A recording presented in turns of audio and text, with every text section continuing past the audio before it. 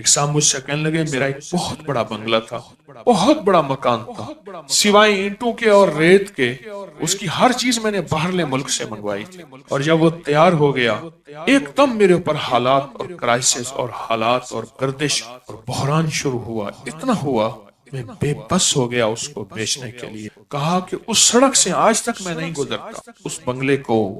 شاندار ترین لاہور کی عمارتوں میں ہے، کہا میں نہیں گزرا، میرا دل بس ایسے پھٹ جاتے جب میں اس کو دیکھتے۔ اور کہا بعد میں پتہ چلا وہ تو ایک جادو تھا میرے اوپر، اور کچھ حاسدوں نے کیا تھا اور مجھے رسوا کرنے، پریشان کرنے اور میرا سب کچھ چھیننے کے لیے۔ اور کہا شکر ہے مجھے تسبیح خانہ مل گیا، میں نے تو بہت پیسہ ضائع کیا تھا، ایک مقروض ہو گیا، دوسرا جہاں جاتا تھا وہاں مال اور پیسے۔ سورۃ مزمل بڑی تاثیر ہے، عجیب تاثیر ہے اس کی، رونق کا کمال ہے۔ یہ روح کا ساتھی ہے، پر یہ بتا دوں روح کا ساتھی، روح کو پاک کرنے کے لیے جیسے جسم کو پاک کرنے کے لیے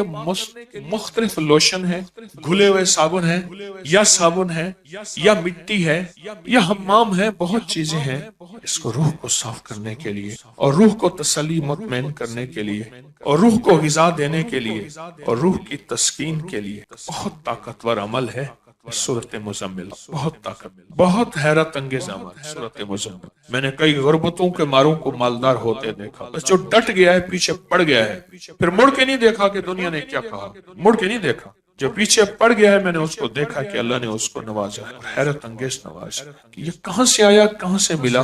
پھر وہ کریم سورۃ مزمل کی برکت سب جب دینے پہ آتا ہے، پھر غیبی نظام چلتا ہے، انوکھا نظام چلتا ہے، اور غیبی نظام بھی ایسا چلتا ہے کہ گمان خیال احساس سے بالا تھا، ایسا غیبی نظام چلتا ہے۔ اس ویڈیو کو لائک اور شیئر کریں، اب کری یوٹیوب چینل کو سبسکرائب کریں اور روزانہ زیادہ سے زیادہ سبسکرائب کروائیں۔ آپ دوسروں کے لیے صدقہ جاریہ بنیں گے، اللہ پہلے آپ کے دکھ ٹالے گا۔